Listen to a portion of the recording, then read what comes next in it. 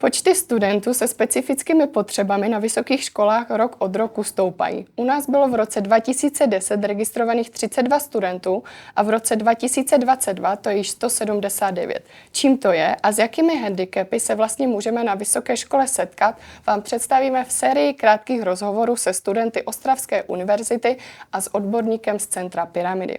Mé jméno je Hedvika a studuji na Fakultě sociálních studií. Dnes se budeme bavit o tom, jaké je studium s tělesným postižením. Společnost si občas myslí, že závažné tělesné postižení znamená, že takový člověk je postižený i mentálně. My ale přece nemůžeme hodnotit mentální schopnosti jedince podle toho, jak se chová a podle vzhledu. Vemte si například Stephena Hawkinga. A já jsem si dnes pozvala paní doktorku Kovářovou z Centra Pyramida. Dobrý den. Dobrý den. A Evu z Přírodovědecké fakulty, která studuje systematickou biologii. Ahoj. Ahoj. Hned na začátek bych se vás zeptala, paní doktorko, jaké jsou typy tělesného postižení? Ve vztahu ke studiu na vysoké škole dělíme v podstatě tělesné postižení podle toho, která část těla je postižená. To znamená, jestli se jedná o postižení dolních končetin, po případě postižení horních končetin a nezřídka to bývá i kombinace tedy obou. Podle toho jsou potom i nastavená tedy servisní opatření, která studentům poskytujeme. Na začátku každého videa se vždycky studentů ptám, jestli jsou nějaké zvláštnosti v komunikaci s lidmi, které mají stejné postižení, tak se zeptám i tebe, Evi. Je něco, na co bychom si měli dát pozor, čemu se vyvarovat, případně ať nevzniknou nějaké nepříjemné situace pro tebe? Tak lidé s mým handicapem často mluví velmi potichu, nebo mají i různé vady řeči, takže je lepší sedět u mě blíže a třeba se zeptat na něco, čemu člověk nerozumí a určitě se nebát používat různá slova jako jít, chodit a prostě nebát se mluvit o čemkoliv. Dobře. A zeptala bych se, co teda studuješ, to už jsem na začátku zmínila, a proč jsi vybrala zrovna tento obor? Tak já studuji systematickou biologii a ekologii, protože mě už od dětství bavilo příroda a zvířata a postupem času jsem se začala zajímat víc a víc o vědu a poznávání vlastně života na Zemi a jak věci fungují. A jaký byl přechod ze střední školy na vysokou? Tak já jsem nenastoupila hned na vysokou, protože jsem vlastně podstoupila takovou složitější léčbu, teda řekneme získání vůbec té léčby. A proto jsem nastoupila asi o 2 roky později. Ten přechod byl takový složitější vlastně vzhledem k té koronakrizi, takže jsme vlastně se studenty nebo i s vyučujícími vůbec osobně nejdřív nesetkávali. A vlastně jinak to musím hodnotit jako velmi příznivě, že všichni jako se toho nebáli, nebo když se báli, tak se prostě snažili mi vyjít vstříc nebo se zeptat na mé potřeby a prostě myslím si, že ten přechod ze střední na výšku byl hladký. Doptala bych se, jaké byly opatření na střední škole a jaké jsou teda teďkom na vysoké škole, kdybys to mohla prosím srovnat? Tak já jsem studovala vlastně střední technickou zemědělskou v Novém Jičíně a tam nebyly vlastně žádná úplně specifická opatření. Bylo to jenom zajistit vůbec to, abych se dostala do budovy. Takže mi tam vlastně vyšli vstříc, že vybudovali nájezd a potom už probíhala klasická výuka, ovšem s tou modifikací, že jsem měla testy přizpůsobeny tak, abych nemusela vypisovat dlouhé věty, ale třeba bylo to formou kroužkování nebo potom už jenom ústní zkoušení. A samozřejmě mi poskytovali také materiály k výuce, abych nemusela dělat sama zápisky. Měla jsi nějakého asistenta? Asistenta jsem neměla. Většinou mě vždycky někdo dovezl do školy A potom jsem tam vlastně byla s mou kamarádkou, která studovala na základce se mnou, tak to byla zvyklá mi vždycky pomáhat. No a potom jsem vlastně na střední nejezdila úplně každý den, protože jsem ještě před léčbou byla hodně unavená, takže to vlastně probíhalo spíše formou, že vždycky přijedu jenom na zkoušení. Ještě bych se doptala, já jsem slyšela vlastně 2 pojmy, studijní asistent a osobní asistent. Je mezi tím nějaký rozdíl? Tak já se přiznám, že nikdy jsem neměla úplně studijního asistenta nebo osobního ve smyslu nějakého profesionála. Vždycky to byl někdo z rodiny. Ale vlastně studijního asistenta většinou zajišťuje škola a ten funguje ve škole jako formou, že dělá zápisky a pomáhá studentovi se třeba pohybovat po budově a podobné věci. A osobní asistent je vyložený asistent toho typu, že pomáhá člověkovi v běžném životě ve volném čase. Paní doktorko, můžu se zeptat, jakou formu asistence nabízíme u nás na vysoké škole? U nás nabízíme obě formy, které byly zmíněny, to znamená jak osobního asistenta, tak studijního asistenta. Tak jak tady zmínila studentka, studijní asistent je opravdu pro ty studijní záležitosti. To znamená píše a poskytuje studentovi zápisky z výuky, třeba s ním se přihlašuje na zkoušky, může ho na ty zkoušky doprovázet a podobně. Co se týká osobní asistence, tak u nás na vysoké škole to není jenom záležitost volného času, ale je to i ve smyslu třeba jakoby podpory v oblasti hygieny a podobně. Jo, takže i osobní asistent, měli jsme třeba osobní asistenty, kteří studenty doprovázeli až na, neříkám domů, ale třeba na zastávku, odkud oni potom odjížděli domů. A vždycky to vyplyne tady z té funkční diagnostiky, co ten konkrétní student potřebuje.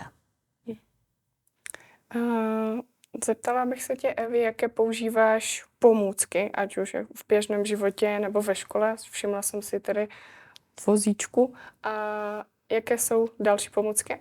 Tak vozík asi úplně nepřehlednutelný, ale používám vesměs počítač, hlavně na domácí práce a potom iPad ve škole, nebo tak. Jinak specifické, jinak pomůcky nepoužívám. Jsou tyto pomůcky ovládány hlasem? Některé ano, mohou být, ale já mám ještě to štěstí, že zvládám ovládat normálně manuálně. A nemáte třeba, když máte zkoušku, tak se přizpůsobujete normálně termínům, nemáte nějakou jo? Tak jako většinou mě třeba navrhne někdo, že já mám ty ústní zkoušky, tak nemají třeba čas mě zkoušet v tom termínu, kdy mají ostatní testy. Takže mi většinou jako řeknu, ať přijdu dřív nebo později. Takže to můžete taky, jako, že tu formu zkoušení máte ústní a že ti vyučující vám teda vycházejí vstříc, jo? A jaké služby, Evi, využíváš z Centra Pyramida během studia?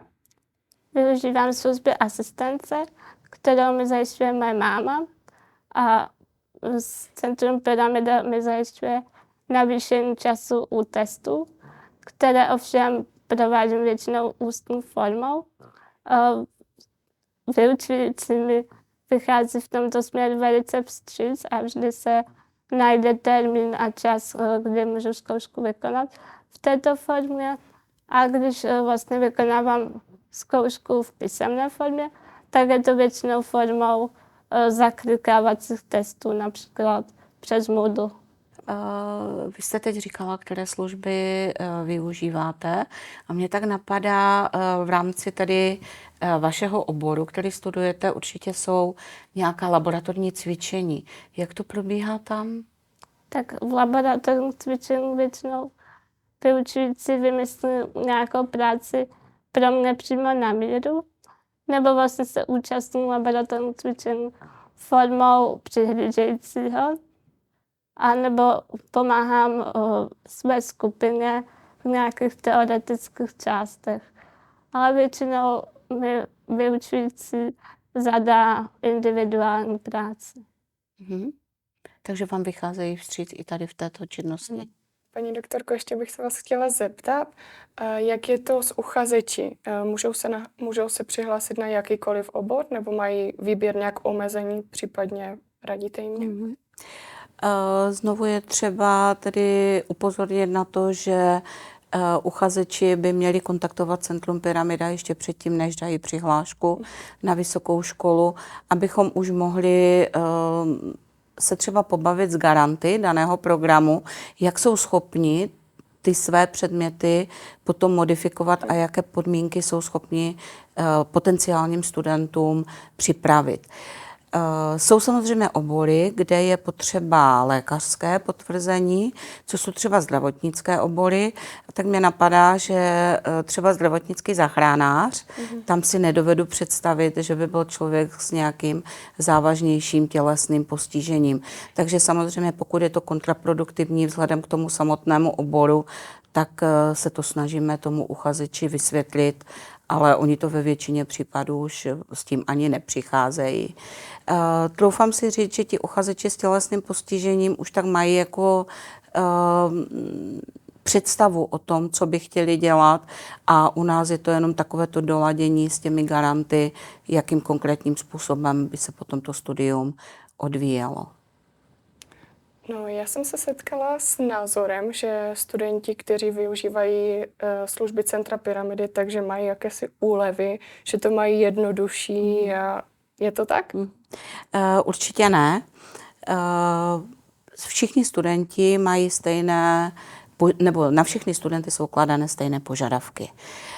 Jediné, co je, tedy je změněna forma. Tak jak to tady zaznělo, studentka už to tady zmínila, že třeba místo písemné zkoušky má zkoušku ústní, v laboratorních cvičeních vycházejí vstříc, ale to neznamená, že by ty informace nedostala nebo že by nemusela prokázat teda jejich znalosti.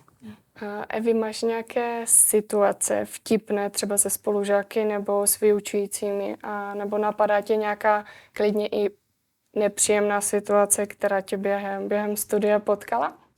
Tak zrovna dneska, jak jsem jela na ten rozhovor, jsem se málem nedostala do výtahu, protože opravdu chyběly 2 centimetry, takže jsem tady klidně nemusela být. A jinak mé zážitky jsou takové vesměs spíše úsměvné.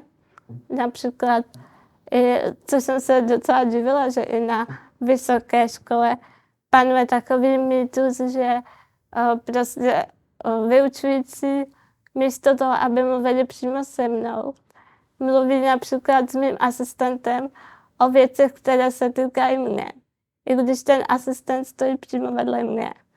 Takže to je takové nepříjemné, že prostě nerozumím tomu, proč ten člověk nemluví přímo se mnou. A dále třeba u zkoušení je taková nepříjemná situace, kdy vyučující si stoupne naproti vám a kouká na vás z výšky a vy prostě se snažíte vyplodit nějaké informace, co jste se za celou dobu jako měli naučit, a to vám moc nepřidá, takže jste z toho nervózní. Takže vždycky doporučuji všem, ať s kamarádům, studentům, vyučujícím, aby se prostě posadili na stejnou úroveň. Myslím si, že to je přímější jak vám, tak nám. Takže abych to shrnula, tak vždycky máme mluvit přímo s tebou a ne s tvým asistentem. A také pokud to je možné, což je asi možné snad skoro vždycky, tak být v úrovni tebe, aby to bylo příjemné tobě i nám. Přesně tak. A ještě bych se doptala, jak hodnotíš bezbariérovost tady ve škole a třeba i ve městě, když si chceš, já nevím, zajít na kafe, do kina nebo něco vyřídit na nějaký úřad. Tak já se pohybuju vesměs v budovách nad Bazale, což je budova MAL. A ty hodnotím jako vozíčkářům přístupné a velmi příjemné místo, až na laboratoře, které občas mají problém v tom, že stoly jsou umístěny hodně blízko sebe. Přitom by stačilo odstranit nebo posunout jeden stůl a už by se tam vozíčkář lépe dostal a mohl by úplně skvěle pracovat. A jinak já nejsem přímo z Ostravy, takže do Ostravy dojíždím a ve městě, nebo vlastně to je všude, že vždycky stačí úplně málo udělat pro to, aby se vozíčkář nebo i jakkoliv jinak fyzicky handicapovaný člověk dostal do všech míst. To znamená, že třeba mě dělá problém už jenom 15 cm schůdek, přitom by stačilo udělat malý nájezd a vlastně prostory nemusí být úplně vevnitř bezbariérové, myslím tím třeba záchody, že do knihovny nebo do kavárny nepotřebujete mít obrovské záchody, ale prostě už udělá nám radost jen to, že se dostaneme a můžeme se vypít tu kávu. Takže stačí opravdu myslet na ty malé detaily. Udělat prostě nájezd, samozřejmě nesmí být moc úzký ani prudký, ale pak se tam vlastně dostanou všichni. Maminky z kočárky a důchodci. Co je pro tebe, Evi, při studiu nejtěžší? Tak občas mám takový špatný pocit z toho, že nejsem úplně přijímána do společnosti studentů. Možná je to tím, že třeba si myslí, že se straním v společnosti, ale ve skutečnosti to může být tak, že prostě jen nemůžu k někomu přijet sama a oslovit ho. Což bych byla ráda třeba, kdyby se lidé nebáli s námi komunikovat, začít s námi hovořit v tom smyslu, že přijdou, představí se a vlastně se vůbec nemusí bát s námi o čemkoliv mluvit, protože jsme vlastně úplně normální lidé se stejnými potřebami, se stejnými zájmy a zážitky jako každý ostatní.